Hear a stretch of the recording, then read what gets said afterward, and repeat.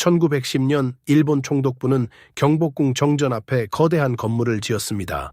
왕의 권위를 상징하는 그 자리에. 우연일까요? 아닙니다. 이건 심리전이었습니다. 그리고 이건 시작에 불과했죠. 권력을 빼앗는 방법은 두 가지입니다. 무력으로 지배하거나 정체성을 지우거나. 일제는 둘 다 했습니다. 하지만 두 번째가 훨씬 더 교묘했죠. 왜냐하면 사람들은 총칼은 기억하지만 서서히 사라지는 문화는 인식하지 못하니까요. 심리학에서 이걸 점진적 정상화라고 부릅니다. 작은 변화가 반복되면 사람들은 그게 원래 그랬던 것처럼 받아들입니다. 일제는 이걸 알았습니다. 그래서 한국의 문화재를 파괴하거나 변형시키는데 체계적으로 접근했죠. 그런데 여기서 흥미로운 질문이 생깁니다. 왜 특정 문화재들은 더 집중적으로 공격받았을까요? 단순히 가치가 높아서? 아닙니다. 그 안에 일제가 두려워한 무언가가 있었기 때문입니다. 권력의 정당성, 과학적 우월성, 문화적 독립성, 이 세 가지를 증명하는 물건들 말이죠. 1915년 조선물 상공진회 때 일제는 한국의 문화재를 전시했습니다. 하지만 설명문은 전부 왜곡됐죠. 미개한 조선이 일본의 도움으로 발전했다는 서사를 심기 위해서였습니다. 이게 바로 문화재 파괴의 진짜 목적이었습니다. 물리적 파괴가 아니라 의미의 파괴, 그리고 그 전략은 놀랍도록 정교했습니다. 그렇다면 일제가 가장 먼저 노린 건 뭐였을까요? 바로 권력의 심장부였습니다. 여기서 많은 분들이 놓치는 게 있는데요. 1926년 일제는 경복궁 근정전 바로 앞에 조선 총독부 청사를 완공합니다. 높이 60m 철근 콘크리트 구조, 조선 왕조 500년 동안 왕이 신하들을 마주하던 그 자리에 일본 총독이 앉았습니다. 이건 단순한 건축이 아니었습니다. 풍수 파괴였죠. 조선 왕조는 풍수지리를 국가 설계의 핵심으로 삼았습니다. 경복궁은 북악산을 주산으로 좌우의 낙산과 인왕산을 거느리고 남쪽으로 한강을 바라보는 완벽한 배산임수 구조였죠. 이 공간 설계는 단순한 미신이 아니었습니다. 권력의 정당성을 자연 질서에서 끌어오는 심리적 장치였습니다. 백성들은 왕궁을 보며 이 권력은 하늘과 땅이 인정한 것이라고 느꼈죠. 일제는 이걸 정확히 이해했습니다. 그래서 그 흐름을 끊었습니다. 총독부 건물은 경복궁의 중심축을 가로막았고 궁궐 전체 건물의 85%를 철거했습니다. 330여 동이 40여 동으로 줄었죠. 하지만 더 교묘한 건 따로 있었습니다. 총독부는 경복궁을 동물원과 박물관으로 만들었습니다. 사람들이 돈을 내고 들어가 구경하는 공간으로. 신성한 권력의 공간이 오락시설이 된 겁니다. 심리학적으로 이건 탈신성화 전략입니다. 존경의 대상을 일상적이고 하찮은 것으로 만들어 그 상징성을 제거하는 거죠. 그리고 이건 효과가 있었습니다. 1930년대 조선인들은 경복궁을 옛날 건물로 여기기 시작했으니까요. 하지만 일제가 두려워한 건 공간만이 아니었습니다. 기록이 더 위험했죠. 당신이 500년 된 왕조를 지배한다면 가장 먼저 뭘 할까요? 역사책을 손에 넣는 겁니다. 왜냐하면 역사는 정당성의 원천이니까요.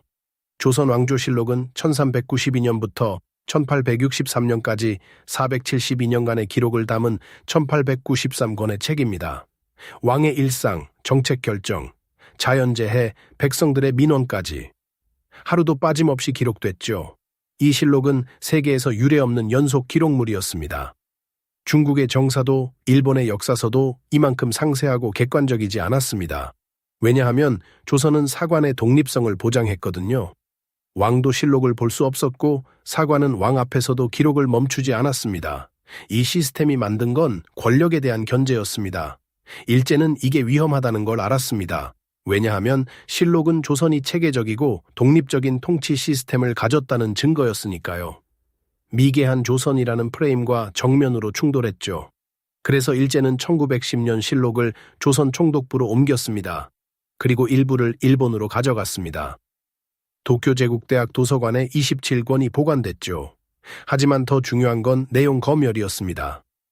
일제는 실록을 번역하면서 특정 부분을 생략하거나 왜곡했습니다.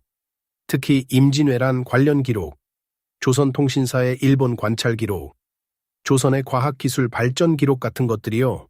왜냐하면 이 기록들은 조선이 일본과 대등하거나 우위에 있었던 시기를 보여줬으니까요. 1923년 관동대 지진 때는 실록 일부가 불에 탔습니다. 우연이었을까요? 역사학자들은 의문을 제기합니다. 그런데 일제가 정말 두려워한 건 과거의 기록이 아니라 미래의 가능성이었습니다. 잠깐, 이 부분이 정말 중요합니다. 1938년 일제는 조선어 교육을 전면 금지합니다. 학교에서 한글을 가르칠 수 없게 된 거죠. 1940년에는 창씨개명을 강요합니다. 조선인의 이름을 일본식으로 바꾸라고요? 이게 왜 문화재 파괴와 연결될까요? 언어학자 사피어 워프는 이렇게 말했습니다. 언어는 생각의 틀을 결정한다. 당신이 사용하는 언어가 당신이 인식할 수 있는 세계를 만든다는 겁니다. 한글은 세종대왕이 1443년 창제한 세계에서 유일하게 창제자와 창제 목적이 명확한 문자입니다. 백성을 가르치는 바른 소리라는 뜻의 훈민정음. 이 문자는 과학적이었습니다. 발음기관의 모양을 본떠 만들었고 자음과 모음의 조합으로 모든 소리를 표현할 수 있었죠.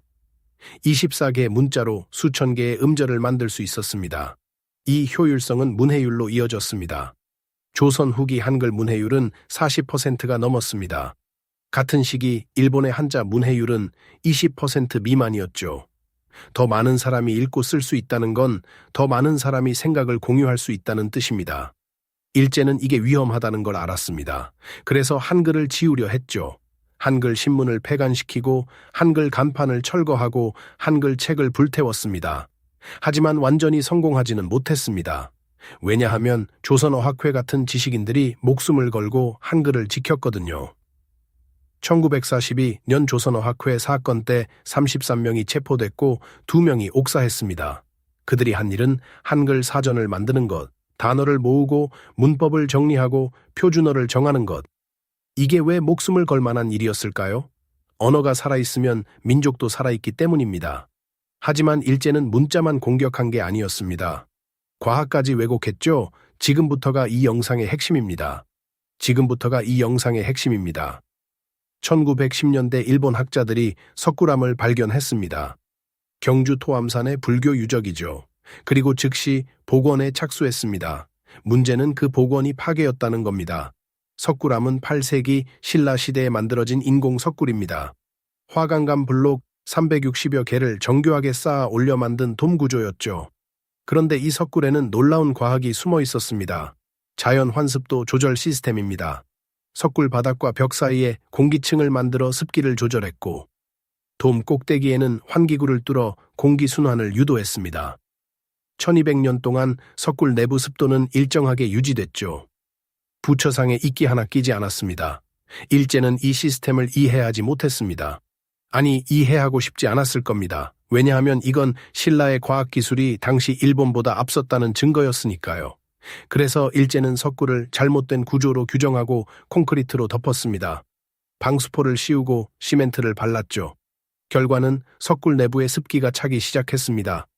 1200년 동안 멀쩡하던 부처상에 이끼가 끼고 균열이 생겼습니다. 2000년대 들어서야 한국 과학자들이 원래 시스템을 복원했지만 손상은 이미 돌이킬 수 없었습니다. 또 다른 예가 있습니다. 치국이 1441년 세종대왕이 만든 세계 최초의 공식 우량계입니다. 유럽에서 비슷한 장치가 만들어진 건 200년 뒤인 1639년이었죠. 치국이는 단순한 도구가 아니었습니다. 전국 각지에 설치돼 간구량을 측정하고 그 데이터를 중앙정부에 보고하는 시스템이었습니다. 이 데이터는 농업정책과 세금 결정에 사용됐죠. 과학적 통치의 증거였습니다. 일제는 이 치구기를 박물관에 전시하면서 조선의 미개한 농기구라고 설명했습니다. 과학기구가 아니라 원시적 도구라는 프레임을 씌운 겁니다. 왜냐하면 조선이 과학적으로 앞섰다는 걸 인정할 수 없었으니까요. 그런데 이 모든 파괴에는 하나의 공통된 심리 전략이 있었습니다. 심리학자 엘버트 맨미는 식민 지배를 연구하며 이런 패턴을 발견했습니다. 지배자는 피지배자에게 너희는 열등하다는 믿음을 심습니다.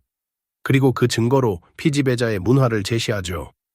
너희 조상들은 이렇게 미개했어. 우리가 문명을 가져다 줬어. 이게 반복되면 피지배자는 자기 혐오를 내면화합니다. 자신의 역사를 부끄러워하고 지배자의 문화를 동경하게 됩니다. 이게 바로 문화적 헤게모니입니다. 무력이 아니라 동의로 지배하는 거죠. 일제의 문화재 파괴는 정확히 이 전략을 따랐습니다. 경복궁을 오락시설로 만들고 실록을 검열하고 한글을 금지하고 석굴암을 잘못 복원하고 치국이를 농기구로 격화시킨 것. 이 모든 행위의 목적은 하나였습니다. 조선인 스스로 우리는 일본보다 못하다고 믿게 만드는 것. 그리고 이건 부분적으로 성공했습니다. 1930년대 일부 조선인 엘리트들은 일본식 이름을 자발적으로 사용했고 일본어로 글을 썼습니다.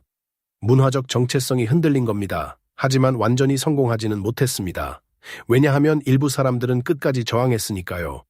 독립운동가들, 조선어학회 회원들, 문화재를 지킨 승려들. 이들은 무기가 아니라 기억으로 싸웠습니다. 우리에게는 자랑스러운 역사가 있다. 우리는 열등하지 않다. 이 믿음을 지키는 것. 그게 가장 강력한 저항이었습니다. 그렇다면 오늘날 우리는 무엇을 배울 수 있을까요? 문화재는 단순히 오래된 물건이 아닙니다. 정체성의 물리적 증거입니다. 누군가 당신의 문화재를 파괴하거나 왜곡하려 한다면 그건 당신의 정체성을 지우려는 시도입니다. 일제가 한국의 문화재를 공격한 이유는 단순히 가치 있는 물건이어서가 아니었습니다. 그 안에 한국인의 자긍심, 과학적 성취, 독립적 사고가 담겨 있었기 때문입니다. 그리고 그걸 지운다면 지배가 쉬워지니까요. 하지만 역사는 증명했습니다. 문화는 파괴할 수 없다는 것을. 건물은 무너뜨릴 수 있고, 책은 불태울 수 있고, 언어는 금지할 수 있습니다. 하지만 사람들의 기억과 의지는 지울 수 없습니다.